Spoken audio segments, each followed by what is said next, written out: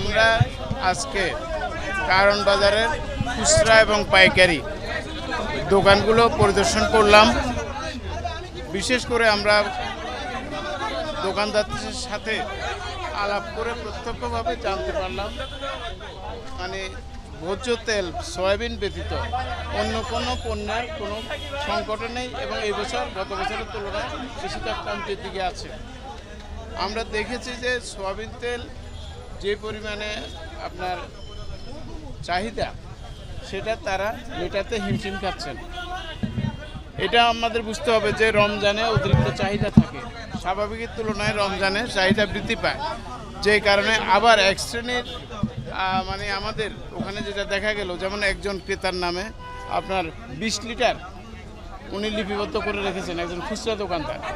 তো যিনি একসাথে 20 লিটার ক্রয় করেন উনিও বাজারে কিছুটা সংকট সৃষ্টির কারণ হতে পারেন।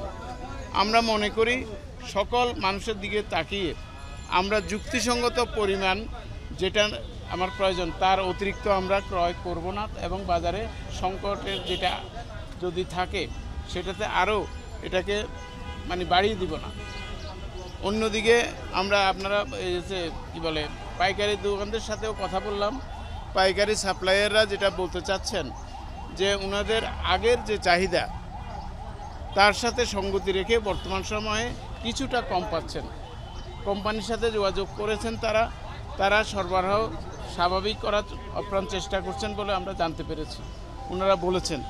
তথাপি পাইকারি পর্যায়ে বা উপরের সরবরাহ পর্যায়ে কোনো ধরনের সংকট আছে কি না প্রকৃতই এটা জানার জন্য আমাদের একটু সময়ের প্রয়োজন হবে।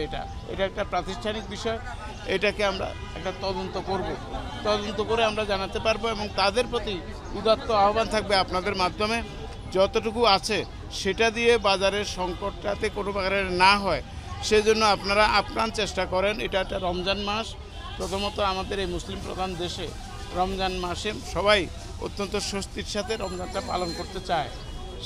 ভোজ্য তেল আমাদের সংস্কৃতিতে গুরুত্বপূর্ণ, কারণ বিভিন্ন ভাজা পোড়া খেয়ে থাকে তারা। সুতরাং সয়াবিন তেলের পর্যাপ্ত সরবরাহ হলে মানুষ একটু স্বস্তিতে থাকবে। হ্যাঁ, সেটা আমরা সবাই মিলে এটা মানুষকে স্বস্তিতে রাখার চেষ্টা করি। এটা সবার প্রতি উদাত্ত আহ্বান থাকবে। আর টেকনিক্যাল কোনো যদি হয় প্রবলেম হয় আমরা সরকারের দিকে বলি, সরকারের বিভিন্ন সংগঠনকে, কোথাও যদি এরকম দেখা যায় যে টেকনিক্যাল কারণে সয়াবিন তেল অতি দ্রুত সরবরাহ করা সম্ভব, সেই টেকনিক্যাল কারণটা অতি দ্রুত সলিউশন করে বাজারটাকে ঠিক রাখার ক্ষেত্রে তারাও ভূমিকা রাখবেন। আমরা একটা অর্গানাইজেশনাল বিষয় যেটা তদন্ত সম্পন্ন, আগে যদি তদন্ত সম্পন্ন করে না থাকে সে বিষয়টা আমি বলতে পারছি না।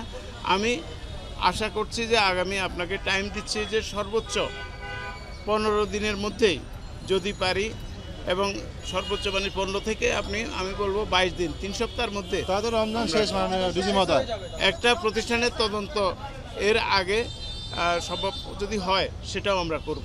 ওয়াদা যেটা তারা দিয়েছেন আমরা শুনেছি, আপনারাও শুনেছেন। এখন ওয়াদা যদি কেউ দিয়ে পালন না করে তাদেরকে আপনারা কি বলেন? সেটা তো আছেই।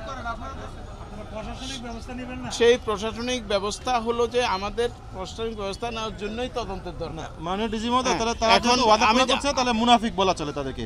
এটাই আপনারা যা বলেন এ বিষয়ে আমার কোনো মন্তব্য নেই। তাহলে আপনার মন্তব্যটা জানতে চাই, তাদেরকে আপনি কি বলে আখ্যা দিতে চাচ্ছেন? আপনারা যা বলেন ওয়াদা ভঙ্গ করে থাকলে আপনারা যা বলছেন এর বিপরীত আমার কাছে কোনো বলার মতো কোনো শব্দ নাই। বাজার বলতে বৃহৎ বাজারে 101টা পণ্য আছে।